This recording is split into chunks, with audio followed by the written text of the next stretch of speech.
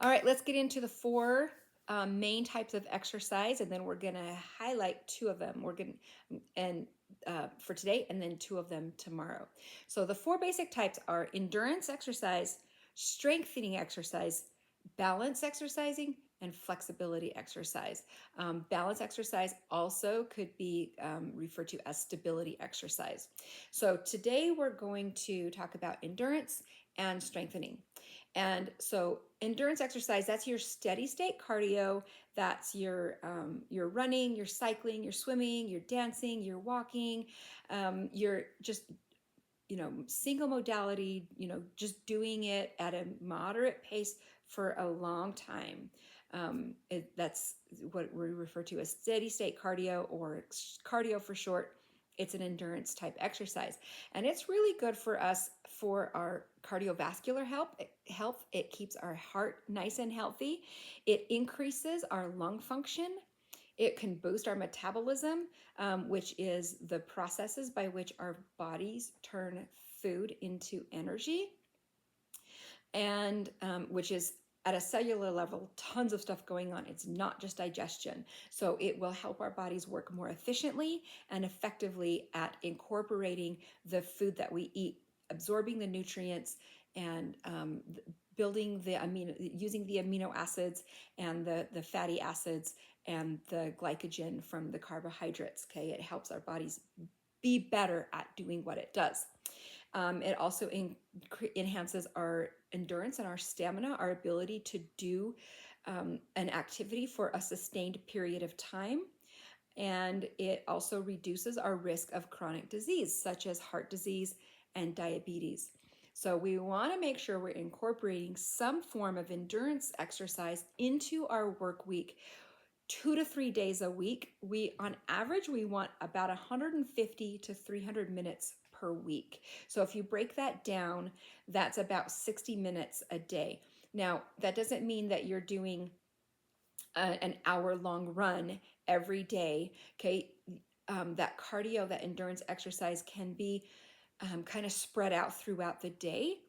Going for a 10-minute walk periodically, riding your bike, and keeping it on that kind of lower end of the 150.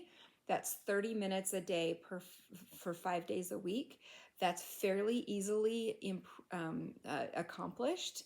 So you can kind of spread that out however you want. You don't necessarily need to be at that higher end, especially if you're incorporating other forms of exercise into your routine. So the next one is going to be strength exercise, or also known as weight training, or weight bearing exercise, or resistance training. Those are some other names for the strength training. Obviously, this is your weightlifting, your body weight exercises, your air squats, your push-ups, your pull-ups. Push-ups actually kind of go into another category too. But so your body weight exercises, lunges, those kinds of things. Also resistance band exercises, so using or cable machines or stuff like that.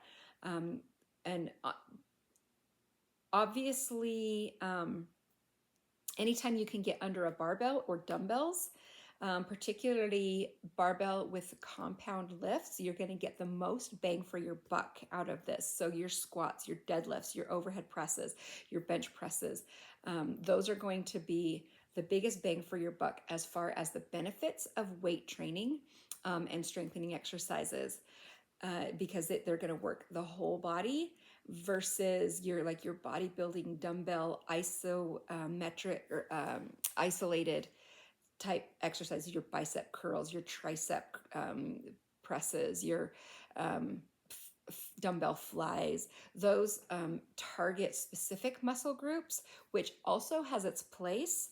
But as far as the best benefits of the strength training, we want to stick to the compound lifts as much as possible. I would also throw in there the Olympic lifts, the cleans and the snatches. Those are fantastic for so many reasons. Primarily, it is strengthening, and it also gives you the agility, the explosiveness, the different benefits that go along with those as well. So, key benefits of strength training, you've got obviously builds muscle mass and strength, which helps us to be functional, helps us be strong, helps us to do the things that we need to do in our lives.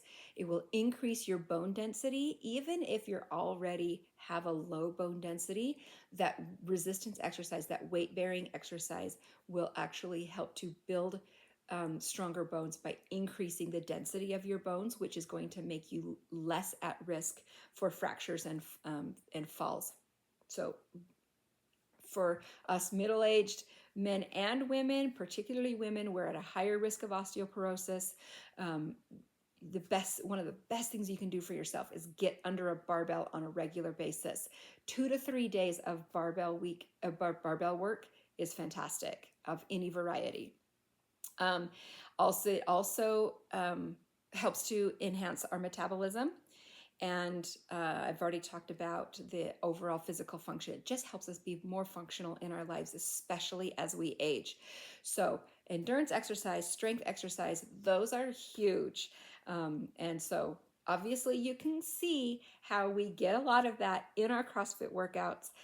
So stick with those. They're going to get you what you need. So there's the 2 for today.